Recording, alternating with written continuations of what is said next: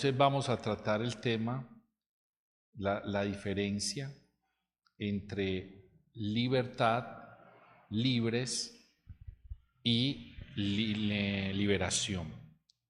Libertad, libres y liberación. Es muy interesante nosotros entender esta parte porque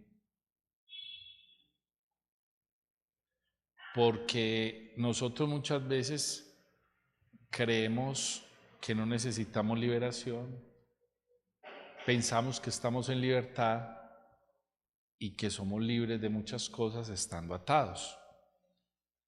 Entonces, ¿qué es la liberación? La liberación es algo que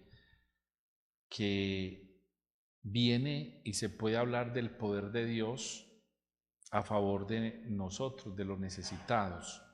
Es aquella persona que necesita que está atado por algo, que necesita romper cadenas, que necesita tiene ataduras, que tiene puertas de cárceles cerradas espirituales, pero en ese momento Dios interviene, como lo hizo hace más de 2000 años, interviene y lo liberta, le da liberación en esto.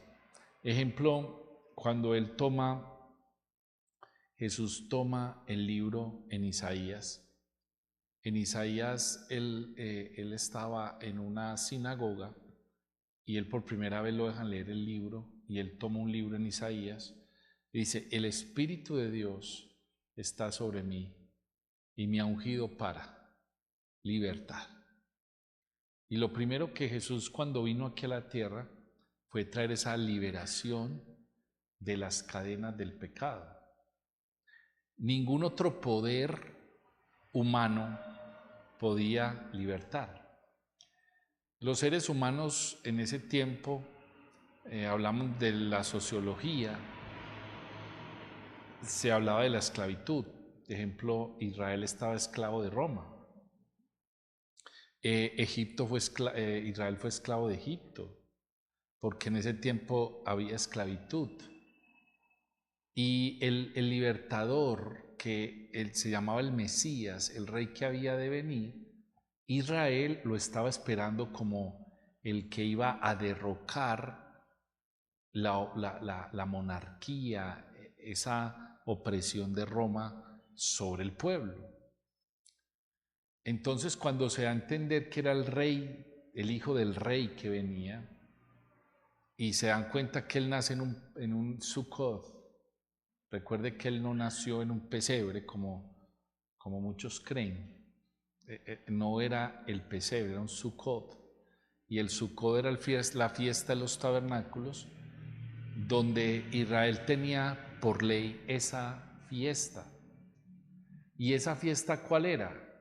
Que donde ellos estuvieran, tenían que hacer una carpa como la que hacían en el desierto. Y en esa carpa llenarla de alimentos, de todo eso se llamaba el Sukkot. Entonces, cuando la persona que ellos van y piden posada, le dijeron: lo único que yo tengo es este Sukkot, porque Jesús debió haber nacido por profecía en la fiesta de los tabernáculos. Por eso la Biblia dice que Él tabernaculizó en nosotros. Por eso Él nació en la fiesta en un Sukkot, en una tienda que se hacía afuera y tenía todas las comunidades. Y a nosotros los católicos nos enseñaron que Jesús nació con la vaca, el perro, el gato, porque para Latinoamérica, para los demás, un pesebre, vamos para la pesebrera de allá arriba, vamos, y que hay caballos, mulas, marranos. Y para nosotros creíamos que entonces que María había cogido un poquito y había hecho ahí. No. Entonces mire la diferencia cuando él está ahí, Él viene a ser el Cordero inmolado, el nuevo sacerdocio, el Rey de Reyes y Señor de Señores. Y nótese que ángeles llegaron, vinieron del oriente, porque ellos después de que Jesús nace en ese Sucot, salen otras para su casa. Y cuando estaban allá llegan los reyes Magoi, que no son los reyes magos, sino los reyes de Magoi, que eran muchos. Dice que cuando ellos llegaron a Jerusalén, Jerusalén se congestionó. Yo tengo por ahí una enseñanza muy espectacular de cómo eran miles de camellos, eran muchos camellos. Cuando llegaron los Magoi, que eran reyes de Babilonia, reyes cananeos que eran discípulos de Daniel. Que la estrella de David no es una estrella, era un ángel cabalgando en un querubín. Y cuando lo lleva al niño, que se posa la estrella encima, ellos le trajeron 3 presentes. ¿Qué trajeron ellos en los camellos? Cienzo, mira, pero trajeron camellos, no 3 camellos, camellos. Jesús no le trajeron un cofrecito, poquito de incienso. No le trajeron un poquitico de oro, le trajeron oro, mirra e incienso. Las 3 cosas más caras que en ese tiempo habían y existían. Entonces, nótese algo importante. Cada vez que nosotros reconocemos al Rey de Reyes, hay que dar un ofrecimiento. Porque si los que lo conocieron trajeron a Él, fue porque reconocieron el Rey de Reyes y el Señor de Señores. Por eso la Biblia dice en el Antiguo Testamento, no vendrás a Dios con manos vacías. No podemos. Usted al menos al culto venga con su corazón derramado, con su vida. Señor, es que esta es mi ofrenda. Gracias por su alegría. Entonces, entonces el pueblo quería que Jesús llegara con su ejército del cielo y derrocara a Roma. Y él llega como un simple niño, nacido en un Sucot, cumpliendo las profecías, donde el propio diablo dijo que nace un rey. ¿Cuál rey? Herodes. El diablo se enteró, viene un rey. Y Herodes le dio rabia, dígame en dónde. Y por medio de un ángel, ellos salen y se van frente a una matanza, la misma de Moisés, porque el diablo no conocía quién era el Rey de Reyes, porque aprende una cosa, el diablo no es omnipresente, ni él es capaz de ser omnisciente. Él está en un lugar, pero no puede estar aquí ahorita. Tiene que viajar, tiene que moverse. Mientras que Dios le advirtió, váyanse, ellos se fueron. Y hasta los 30 años, Satanás supo quién era Jesús, por una sola cosa.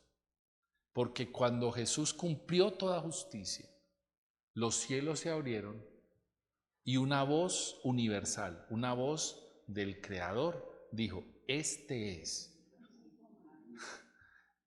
O sea, lo señaló, hey, usted es mi hijo amado. Inmediatamente fueron con el chisme del diablo, le dijeron, ya sabemos quién es. Y desde ese momento dice que fue llevado por el Espíritu a ser tentado. Ahora, esto es importante lo que te estoy enseñando, porque usted y yo, cuando somos ungidos o Dios, que estamos llenos del Espíritu Santo, no es para nada. Muchos queremos estar llenos del Espíritu Santo. Ay, Señor, lléname, oramos, Señor, llena al pueblo. Pero ¿para qué eres lleno? No es para quedarse relleno, sino para vaciar lo que eres lleno. Y nosotros tenemos que, ¿llenos de qué? Del Espíritu de Cristo. Entonces mire que él fue tentado en todo. 40 días de tentación. Dice, y cuando el diablo acabó de tentarlo en todo, se apartó de él. Y Jesús salió en el poder del Espíritu Santo. ¿Qué nos enseña eso? Muchas cosas. Primero, tenemos que vencer toda tentación. La tentación de nosotros no va a ser la misma de Jesús, pero similar. La Biblia dice en Santiago, capítulo 1 en adelante, que Dios no tienta a nadie, sino que cada uno es tentado por su propia concupiscencia. Ahora, ¿alguien sabe qué es concupiscencia? A ver, nadie, sí, pastor, concupiscencia es pecado, no. Pero ¿qué es concupiscencia? A ver, ¿cómo? No. La concupiscencia, escuche pues, la concupiscencia es aquello que nosotros hacíamos por pecado continuamente. Ejemplo, usted fue bebedora. Usted sabe cuánto emborrachó, cómo se emborrachaba, pasaba días borracha. Eso era la concupiscencia. Aunque era un pecado, era concurrente. La concupiscencia era concurrente, concupiscencia. Era un pecado repetitivo. Ejemplo, usted no va a ser tentado en un cigarrillo porque usted nunca fumó. Pero el que fumó y huele un cigarrillo, le viene la concupiscencia que el viejo hombre tenía. Y como huele de rico, yo que me lo tomaba con un cafecito todo amargo, huele la marihuana. Y si usted fue marihuanero, hermano, eso, o sea, es una concupiscencia. Si usted fue mujeriego, si usted, todo tipo de pecado, dice que cada uno es tentado por su propia concupiscencia. Quiere decir que no, como hijos de Dios tenemos todavía una lucha, y esa lucha se llama la firmeza de la cruz. Estábamos hablando con el pastor Juan Carlos, el esposo de la pastora Ana, y él quería hablar sobre la cruz para sacar esa mentalidad catecuménica, católica, cristiana que nos metieron. Porque es que muchos acá fueron de la catequesis, fueron enseñados por la Iglesia Católica a persignarse la cruz. Y la teología católica universal hace mucho énfasis en una cruz como símbolo de redención, pero siempre te pone una figura para que tú creas que esa figura es la que es. Por eso muchos la llevan el crucifijo aquí. Cuando yo le digo a usted la cruz, ¿usted mismo qué piensa? A ver. Pablo.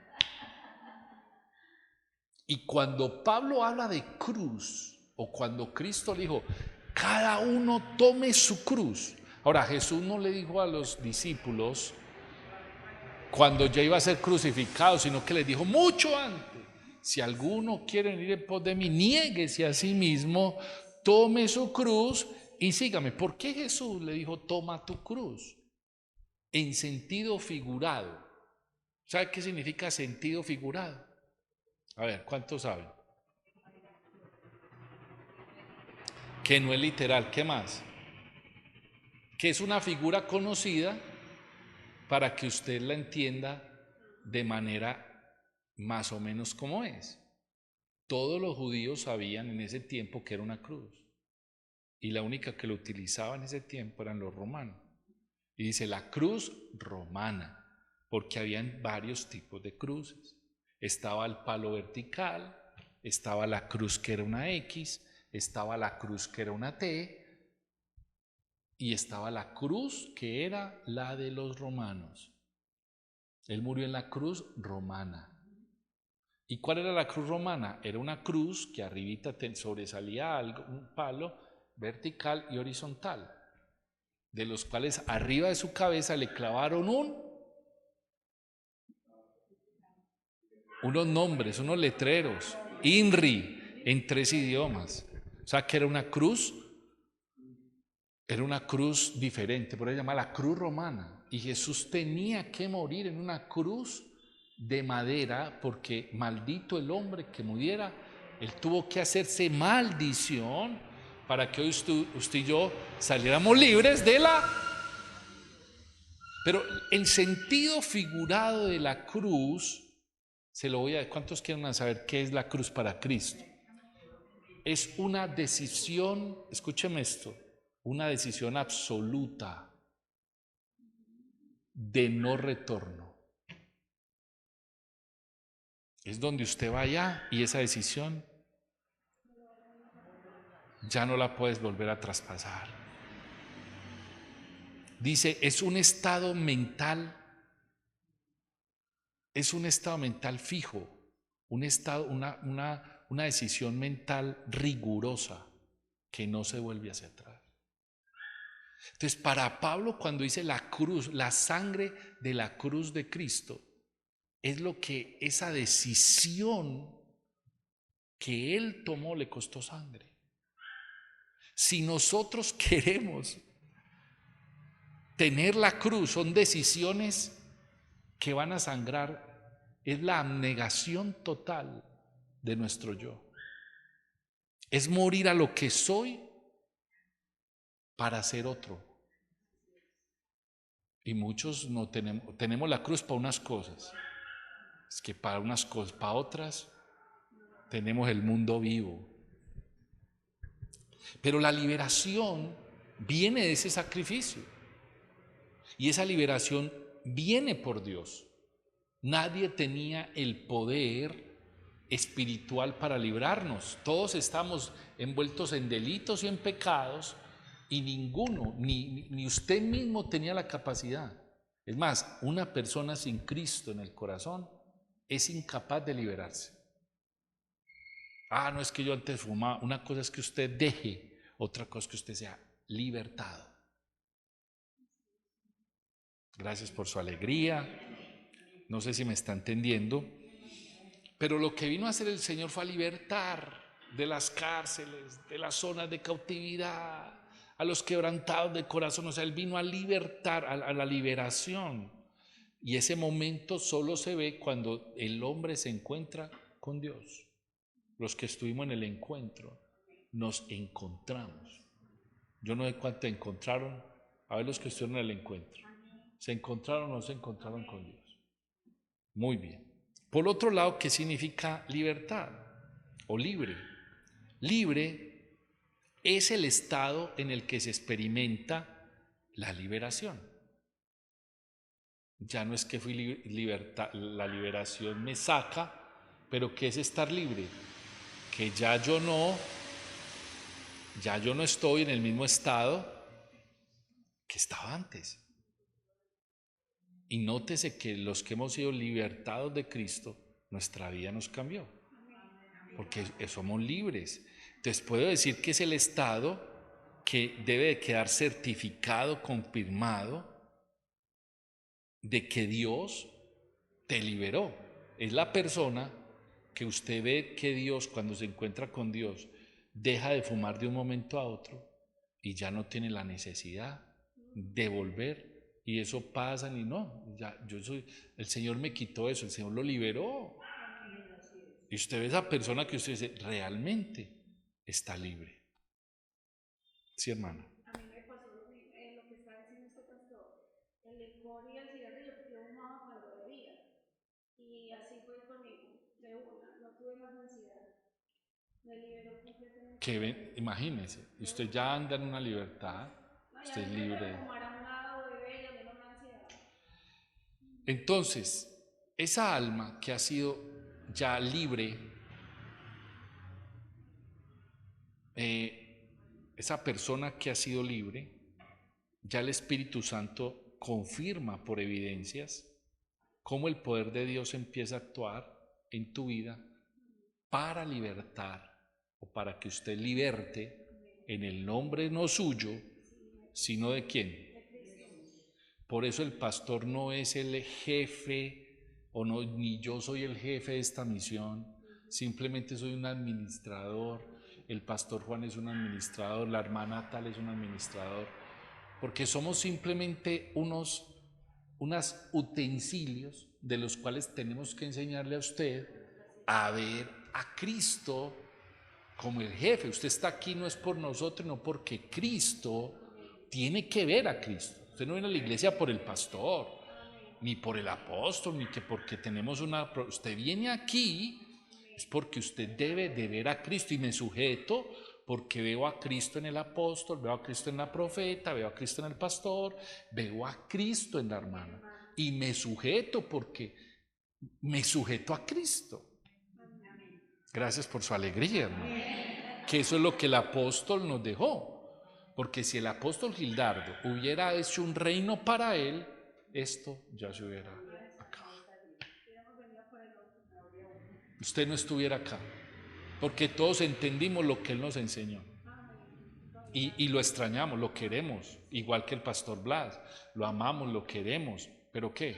Nos dejó un legado, nos dejó una responsabilidad, que es mostrar a Cristo. Y hemos que, claro, y recordamos y recordaremos y queremos avanzar y estamos avanzando. Cuando Juan acabó arriba, ¿qué nos decía? Yo lloré ese día, ¿se acuerda, Juan? Cómo estamos ahí compungidos, porque cómo estuviera de alegre el apóstol viendo todo terminado. O sea, sería hablábamos de eso Juan y yo, cómo estaría de contento de una cosa que era un sueño, pero nos tocó a nosotros, ¿sí o no? De aquí en adelante toca construir nuevas cosas. ¿Y qué es la libertad? La libertad es donde se puede ver todas las cosas son lícitas, pero la libertad es la capacidad de saber escoger, que aunque yo lo pueda hacer, me conviene o no me conviene. Entonces es totalmente, si usted no entiende qué es liberación, qué es libre y qué es libertad, usted puede confundir un sancocho con un mondongo. Usted, ay, qué sancocho tan bueno, no, hermano, es un mondongo. Y se come el mondongo y, ay, qué sudado tan bueno, hermano. Sigamos más bien. Entonces, la libertad es cuando aquella persona decide honrar a Dios y negarse a lo que podía estar influenciándolo, porque alguien tiene esa gratitud de que le dio una libertad y que no te está exigiendo nada a cambio. Yo le hago un reto a usted. ¿Dónde te obliga a Dios a servirle?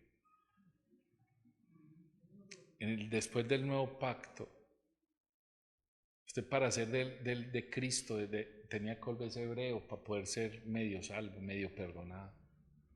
Pero después del nuevo pacto Él no te obliga a nada. Usted ve que después del nuevo pacto, el que entiende, porque el evangelio es de entendidos, no es de gente bruta, es de gente ¿qué? Y es aquí donde yo vuelvo a repetir, Dios no necesita, o lo primordial del evangelio no es que tú le sirvas, porque le voy a contar una cosa, hay gente que sirve mejor que usted y yo. Pero la pregunta es, ¿los conoce el Señor?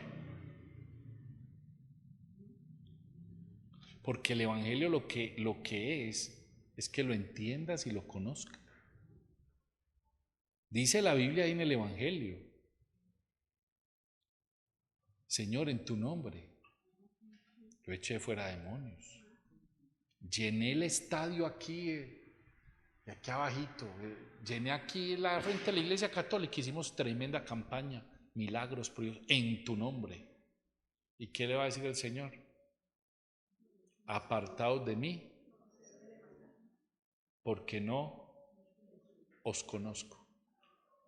Entonces, ¿de qué sirvió el servicio sin que Dios lo conociera? Ahora, cuando yo lo conozco, sé cómo servirlo. Y nosotros muchas veces hacemos mayor la obra que al Dios de la obra. Le prestamos más atención a las obras de Dios que al Dios que hace las obras.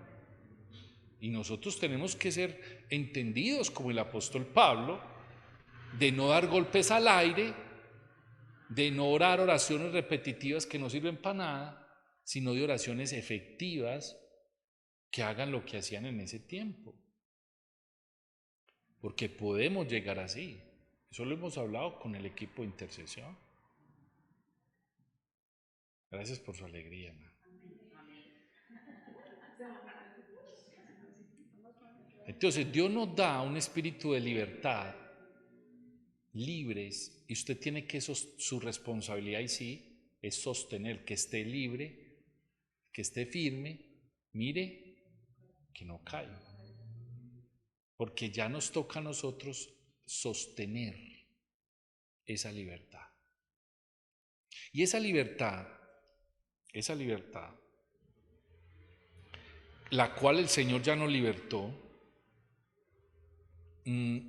cuando ya la persona entiende su propia libertad, decide caminar en el Señor, empieza lo que se llama la obediencia espiritual por naturaleza.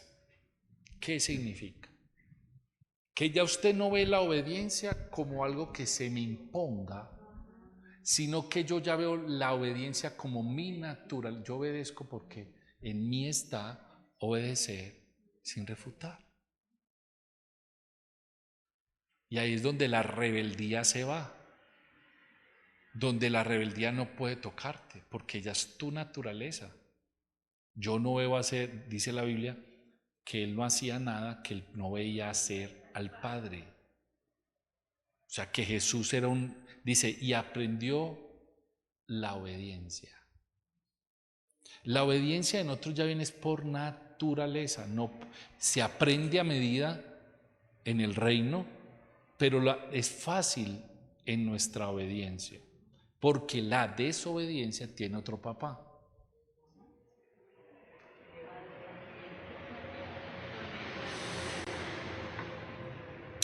Mana, se corre para acá si es tan amable, ahorita, ya eso es. Porque una obediencia tardía es una desobediencia fija. Es que la obediencia no es cuando usted le la gana, es cuando le diga. Y muchas veces Dios nos prueba por medio de hombres en la obediencia. Hermano, no. ¿Y por qué? Deme 3 razones por qué no. Porque es que a mí me parece que sí. Hermano, no. Ah, bueno, no. Eso es delicado. En el reino de los cielos, allá donde está el Señor, que habita en las alturas, en la eternidad donde Él habita, Él dice en el cielo, ¡shh! Silencio. ¿Y quién habla? Y uno aquí como pastor dice, hermano, silencio. Y usted por dentro, pero usted queda callado con la boca, pero por dentro, ¿cómo está?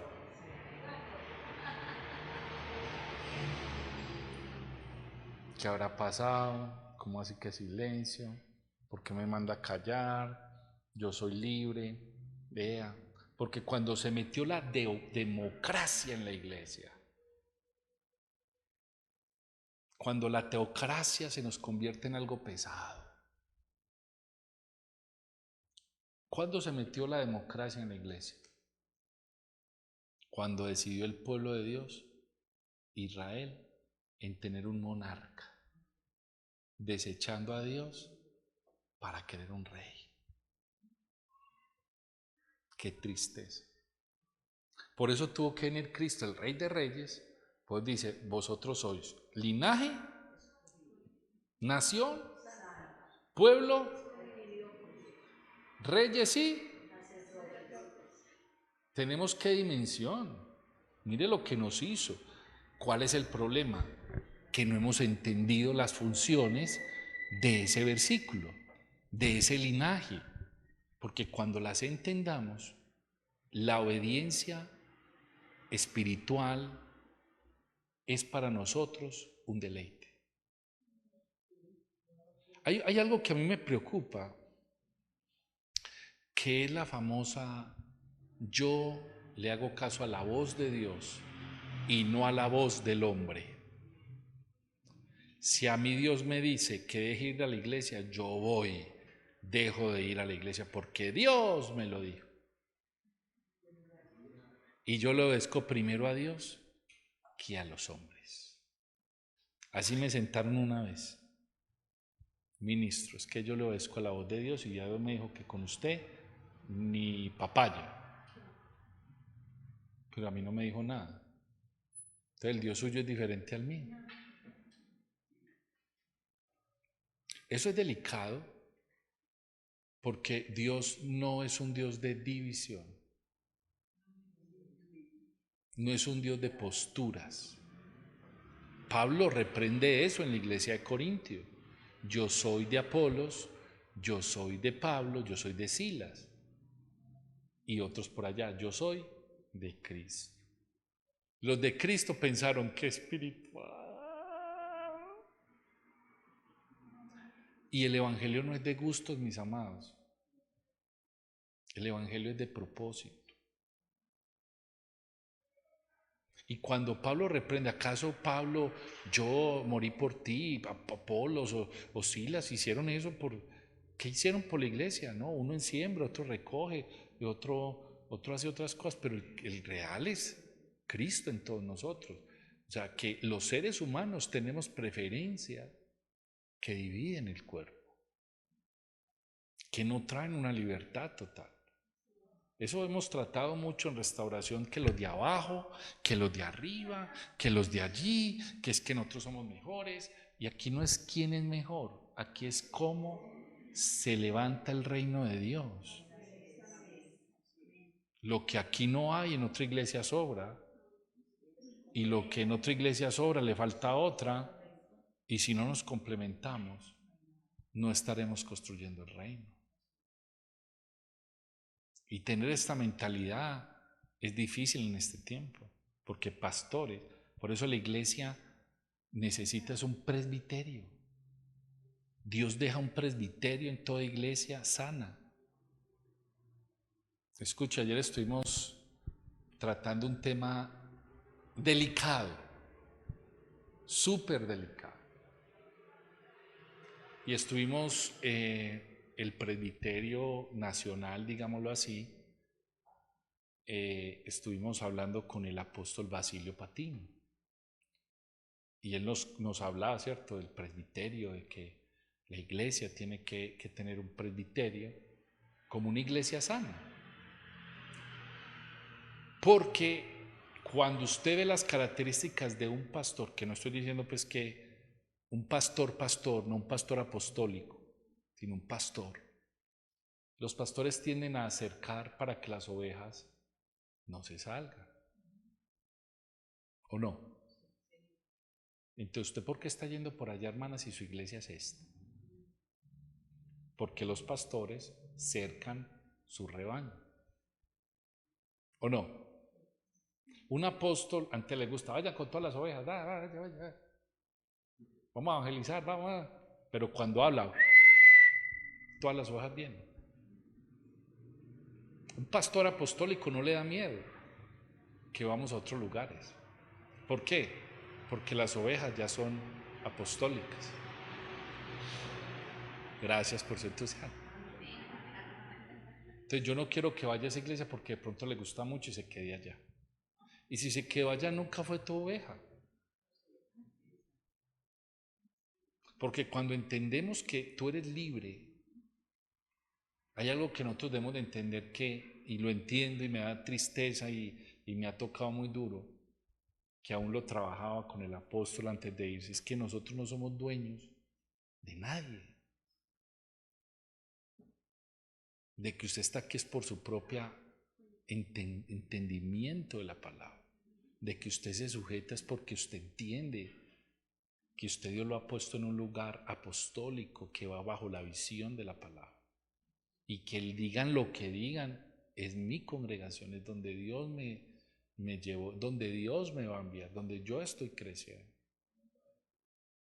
No, esto está muy apagado aquí más bien. Donde usted se tiene que nutrir para ir a dar a otros.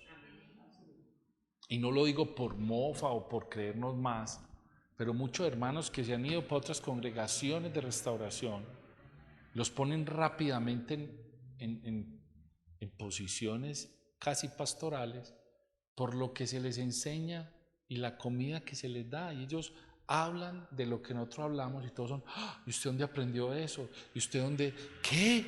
¿Cómo así? Ay, hermano, es que usted sabe mucho, pero llega un momento en que esa agua se le estanca y se le acaba. Y uno de ellos me dijo una vez, me va a seguir enseñando por debajito,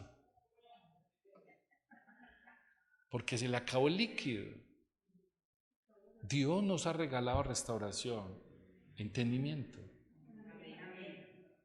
Pero no podemos tener ese. Cuando usted ese entendimiento lo deja sin práctica, usted se vuelve esclavo. Ahora, las palabras de un liberado que anda en libertad nunca están sujetas al yo, sino que están sujetas al que lo libertó. En otras palabras, Pablo fue libre de tomar la decisión que tenía, pero él dijo, ¿qué debo de hacer, Señor? De una vez rindió su vida al que lo libertó. Y Pablo quería de una vez irse por de los apóstoles, pero él había pasado, mire que le tenían miedo a Pablo, y cuando él queda ciego, dice, métase allá, el Señor le dice, y te diré lo que hay que hacer. 3 días que no comió, 3 días que estuvo orándole al Señor, hasta que Dios le habla a un profeta por allá, le dice, Ananías, me haces el favor y vas y oras por Pablo. Por ese matón, ¿cómo así? Dios mío, ¿qué? Y dice, me hace el favor y va y ora porque instrumento preciado me es, y yo le enseñaré a él cómo es sufrir por mi evangelio. Eso es lo que nosotros no hemos visto, que a Pablo le tocó sufrir las mismas, dice, llevo en mi cuerpo las ¿qué? Las heridas, ¿cómo se llama? Las marcas de Cristo, porque a Pablo le tocó ser apedreado y Cristo lo dejó. A otros a ningún apóstol le tocó otra cosa. A Pedro, que le tocó ahí pues un ratico encarcelado, pero él fue encarcelado, él fue azotado, él fue apedreado, él fue encarcelado en la mazmorra más horrible, él fue en naufragio. Y Dios le dijo, muy bien, para que aprenda. Entonces Pablo saca un texto donde dice, sé vivir en la abundancia. ¿Y usted sabe por qué lo dijo? Porque en la escasez Dios se mostró en la escasez. Y en la abundancia Dios también se le mostró en la abundancia. Pero dijo, yo sé vivir en la abundancia, en la escasez, tenga o no tenga, tengo a Cristo. Por eso usted y yo tenemos a Cristo, tengamos dinero o no. Y lo que nos enseña el Evangelio es que nosotros nos va a pasar muchas cosas en la vida. Y eso no quiere decir que Dios no está con nosotros. Sigo paro, más bien. Seguimos. Seguro. Me están mirando raro. Ahora, ¿de qué nosotros nos tenemos que librar? De tomar una mala decisión. Porque es la libertad la que tenemos que andar en esa. Donde está el Espíritu de Dios, ahí hay libertad. No dice libres, no dice liberación. Libertad. ¿Para qué?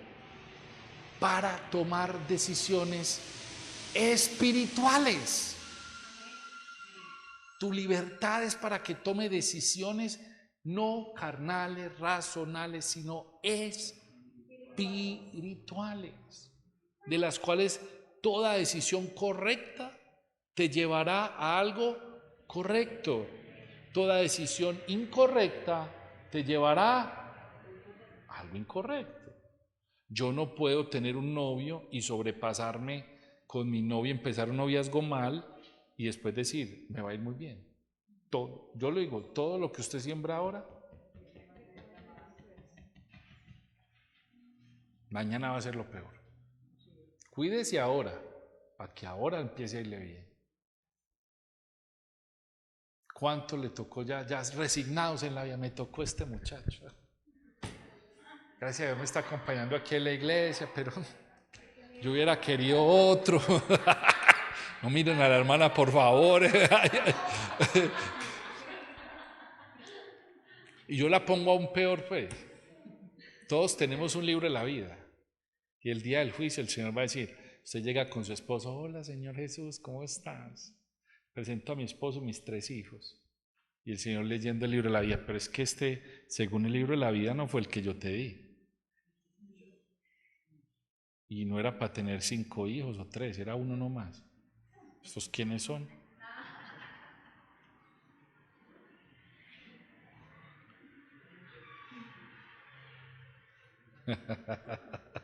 Sigo paro. Pero no los llevemos hasta allá, pues, no los llevemos hasta allá. Usted se imagina, hermano. Dios nos da el poder de decidir con quién estar, pero cuando tú decides por ti mismo, tú pagas. Y nosotros queremos que Dios cubra las malas decisiones. ¿Y dónde vas a meter a Dios si Dios dice, yo no puedo ayudarte ahí, que tú te metiste ahí? Tu decisión.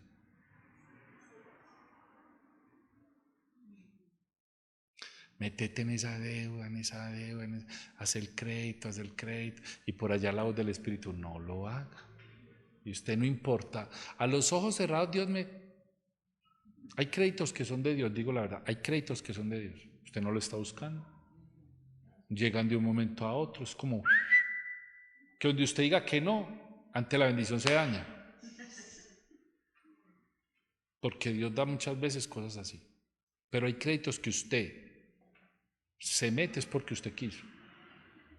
Y después es, ayúdame Señor con tu espíritu. Ayúdame Señor con tu espíritu. Y sabe, Dios es tan fiel. Le voy a decir la verdad, Dios es tan fiel que hasta le ayuda a uno.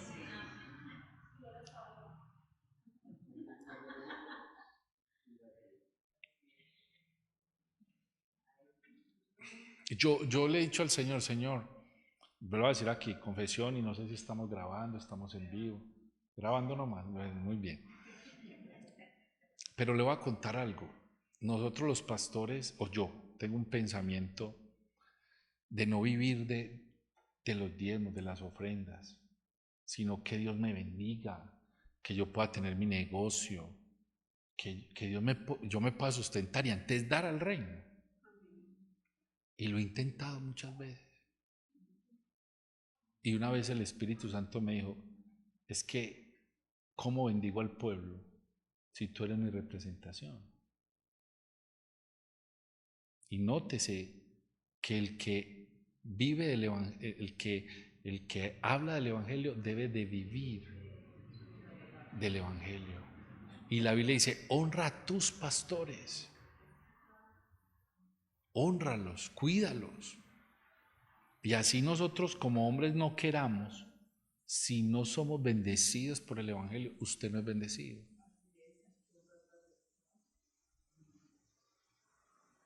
Y eso lo tenemos que entender. Por eso ¿cómo era bendecida la iglesia? Cuando bendecía a Pablo de una manera impresionante. Cuando uno estudia la historia de Pablo, cuando la iglesia de Filipenses, que era la iglesia más pobre, hermano, Filipenses, haga de cuenta que era un lugar aquí de Colombia muy pobre, que La Guajira, no es que La Guajira tiene plata. Lo que pasa es que está mal distribuida. Pero hagamos un pueblo, Chocó tiene plata. Pero digamos,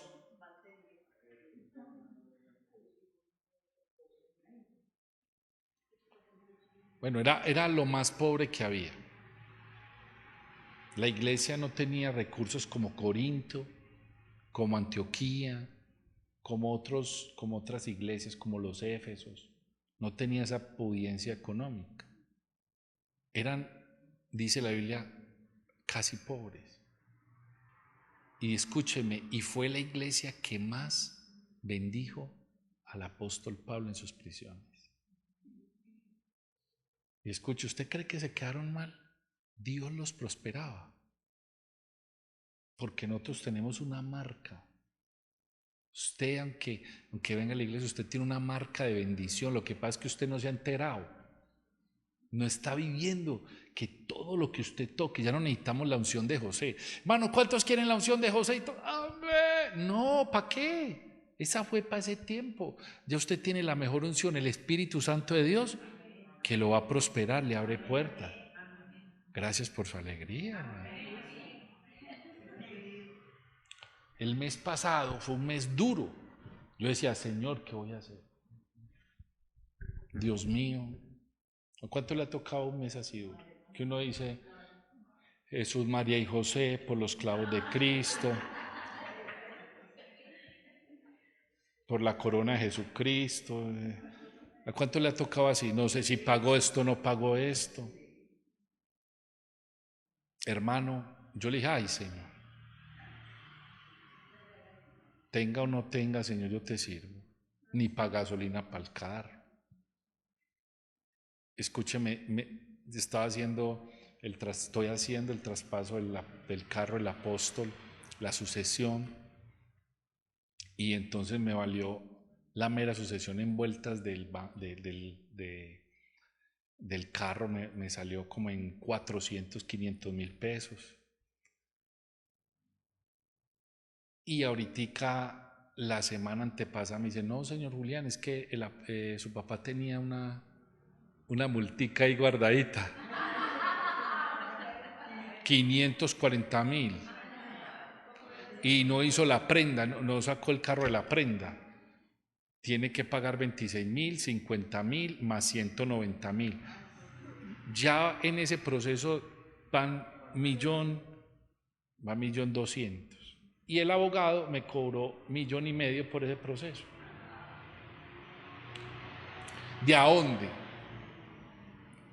Y ese señor encima, don Julián, ¿sí vamos a hacer las vueltas? Yo, sí, claro, la otra semana. Pero le voy a contar un testimonio. Pude cubrir todo. Pregúnteme de a dónde. Pregúnteme. Y empecé este mes en saldo verde, en saldo rojo. Y no he comido. Dios ha prosperado. He pagado allí. Y yo digo, Señor, gracias. Porque mucho lo que quieren de Dios es sobreabundancia. Él es un Dios sobreabundante. Pero después de que usted pague todo y le sobren 2.000 pesos, usted es millonario. ¿O no? Usted es libre. ¿Cuántos dicen amén? Amados, entonces la liberación para que ustedes, donde está el Espíritu de Dios hay libertad. ¿Para qué la libertad? No te veo bien. Ah, ya te dije. Buenas noches. Donde está el Espíritu de Dios hay libertad. ¿Para qué? Para saber qué. Elegir. Para tomar la mejor decisión. Porque es que muchas de las decisiones que tomamos son influenciadas. Yo lo puedo hacer cargar con una persona y usted ya no ser libre sino estar preso de un dicho. Preso de un dicho. Es que a mí me para. Imagínese que yo no sé cuántos conocen a Mazinger Z. A ver, los del 77, los del 80, hasta el 90. Mazinger Z. No lo han escuchado. Usted sí, cierto, usted es de las mías. Muy bien, ahí la veo bien. Mazinger Z era un robot de Japón que trabajaba con la energía fotónica. Y había un doctor que se llamaba el Doctor Diablo, que también hacía robots malos que venían a destruir a Japón. Pero Mazinger Z y sus amigos los vencían. Mazinger Z llega a un punto donde ya el Doctor Infierno, el Doctor Diablo, se cancela, pero el Doctor Diablo vuelve a resurgir porque hubo paz en el mundo, pero cuando él vuelve a resurgir, resurge con más fuerza. Y él en una transmisión dijo esas palabras que me gustaron mucho. De toda la película rescaté eso. Es una caricatura. Pero él dijo, yo vengo con más fuerza porque cuando ustedes tuvieron la oportunidad de ser libres, cada uno empezó a opinar lo que bien quería y por eso la unión se dañó. Y yo me agarré de ahí. Y yo traje eso a la iglesia. ¿Por qué no hay unidad en la iglesia? Por las opiniones, por la democracia que se metió en la congregación. A mí me gusta, a mí no me gusta. Yo más bien me quedo callado para que no hayan problemas. Todos piensan no como Cristo, sino como cada uno quiere pensar. Y por eso no somos unidos. Por eso no nos gustan muchas cosas. Entonces, la libertad, cuando usted ya anda en esa libertad de tomar y salir de esa religiosidad, que usted ya sabe que la cruz no es un símbolo, sino que la cruz es ¿qué? Una decisión abnegada, total, contundente, de un paso. Y es más, los crucificados, ¿sabe qué significa crucificados? Aquellos que dejaron su yo y su conveniencia muertas para seguir a. Por eso es, con Cristo estoy juntamente. O sea, ya estoy con Cristo y no me puedo volver ya. O sea, yo quiero fornicar, no puedo porque estoy ¿qué? Mi alma quiere, es que su alma desea. Su mente, nosotros estamos, escuche, digo que yo creo que los que más estamos expuestos a las cosas del diablo somos nosotros. Una propaganda, un TikTok. Todos estamos continuamente, a muchos los coge una cosa, a otros los coge otra. Y eso es una lucha constante. Por eso, Gálatas 5:13. Alguien que me lea Gálatas 5:13. ¿Alguien tiene Biblia ahí?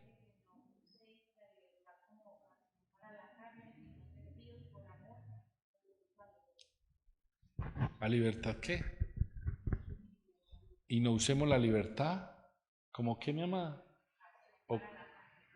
ocasión para la qué. Entonces, ¿qué quiere decir eso? Que usted, hermano, es el que decide. Y cuando usted toca la carne, ya no es libre, ya es sujeto a la carne. Ahora, ser libre no significa que tienes potestad de juzgar a otro. El hecho de que usted ore 29 horas al día, de que usted estudie 72 horas al día la Biblia, de que usted se vea 20.000 videos evangélicos y cristianos, no significa que usted tenga autoridad para juzgar a otro o que usted sea más espiritual que otro.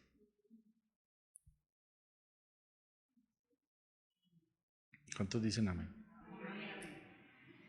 Que el hecho de que usted tenga un don y se manifieste no significa que usted sea más que otro, hermano. Porque usted puede tener el mejor don de ciencia, decirle a usted aquí, imagínese que yo estoy en un evento pastoral que en realidad no quería ir, pero fui por protocolo. Y en ese evento me tocó un profeta, un muchacho dominicano, así, esos que hablan así, con un don de ciencia. Tu cédula es esta, una cosa de locos. Pero cuando estaba en el camerino y me vio, ni siquiera fue capaz de saludarme. Como no me toque, como yo soy la estrella, usted es simplemente alguien. ¿De qué me sirve un don si no soy capaz de ser como Cristo? Entonces entendí que hay un sistema religioso donde nos pueden motivar muy bonito. Y usted, por eso yo he traído predicadores, traje al pastor Doménico, he traído predicadores acá, para que usted discierna, no le trague todo. Como nos enseñaba el apóstol, ustedes son instruidos para ser humildes, sencillos. Entonces como no me quiero saludar, me le metí, Dios lo bendiga, ¿cómo está? Que Dios te siga bendiciendo. Entonces, amados hermanos, a libertad, a ser libres, es nuestro llamado. ¿Para qué? Para que por nuestras decisiones mostremos ¿a quién? Al Señor que nos posee. Ahora, cuando nosotros tomamos la decisión correcta, Dios nos da la oportunidad de liberar a otras personas. Para la próxima clase, la próxima lección, vamos a ver la verdad que nos hace libres. Porque así como somos libres, vamos a ver qué verdad, quién es la verdad y cómo sé que es verdad. Y esa verdad me va a hacer libre, ¿para qué? Entonces, los invito para la próxima semana. Espero que hoy haya sido de mucha bendición. ¿Alguna pregunta, incógnita, sospecha? Y termino diciendo esto. Cuando nosotros comprendemos y vivimos esta realidad, vamos a ser más efectivos. Por eso usted, hermano, el que lo trate mal, usted no se sienta mal, porque usted está en una libertad que no la da cuando usted se deja ofender. Usted quedó atado a la ofensa. Yo me pongo, Cristo era inofendible. Nosotros somos reofendibles y ofendemos. Pero con cada respuesta de Cristo nunca ofendió, pero dijo la verdad. Cristo le decían, tú eres el rey de por el dedo hecho, y él callado, y él los miraba como no es conmigo, yo estoy libre, yo estoy full. Pero cuando usted lo ofende, ¿en qué? Usted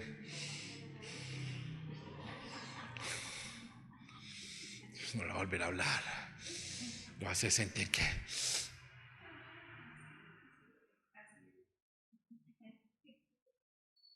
y queda usted aprisionado del que te ofendió. El que está libre cuida su libertad, alegre, contento. Hermana, humanamente somos seres humanos de emociones. Si nos duele, pues hermana, yo le diría, hermana, no estoy mal contigo, pero sí no me gustaron tus palabras. Porque la Biblia dice, es necesario que entre vosotros discusiones. Como que Pablo dice, no, es que en la iglesia van a haber discusiones, pero para una cosa, para saber quién es el aprobado. ¿Cómo reacciona cuando el pastor le llama la atención a la hermana María José?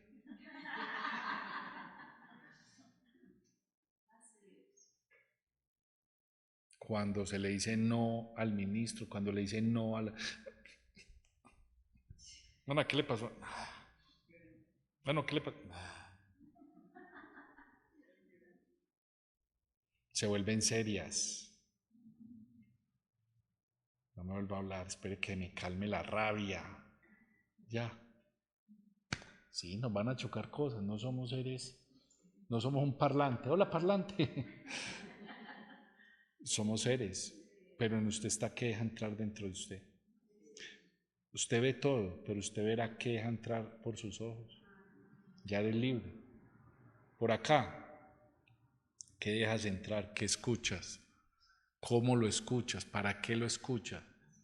Si por acá viene el evangelio, por aquí también viene por aquí viene la fe, por aquí viene la incredulidad. La fe viene por él y el oír ¿qué? Al hermano, al chismoso, al lanchójara. A mí me parece que es que yo te vi, que es que nos vemos el domingo. Nos vemos el domingo. Y que la gracia y la paz de Dios esté con cada uno de ustedes. Y que Dios me los bendiga mucho. Nos vemos el próximo viernes. Invite a otra persona. Gracia y paz. Dios les bendiga.